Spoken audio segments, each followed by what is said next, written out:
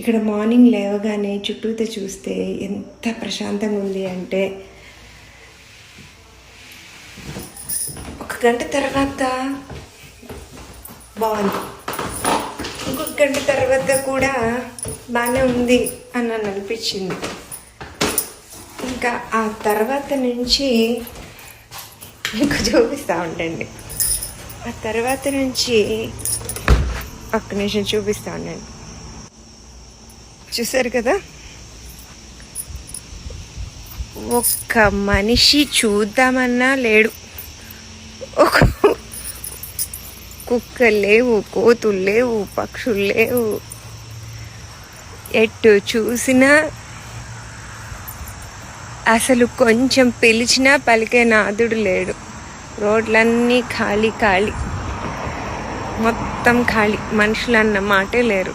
ఏదో కారు వెళ్తుంది పాపం. మళ్ళీ ఎవరినైనా చూడకూడదు మనం గట్టిగా. చూసారు కదా, అతి ప్రశాంతత ఎంత భయంకరంగా ఉంటుందంటే,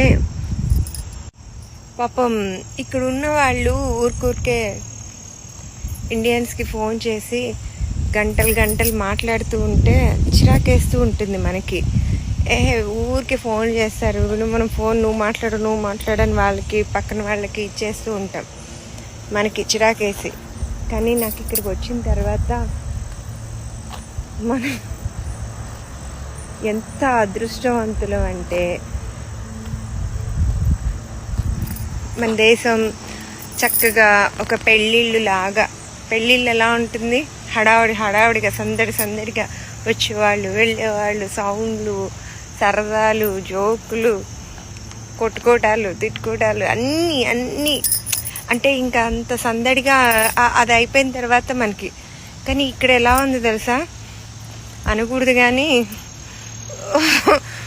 మనిషి పోతే నిశ్శబ్దం ఉంటుంది, సైలెన్స్.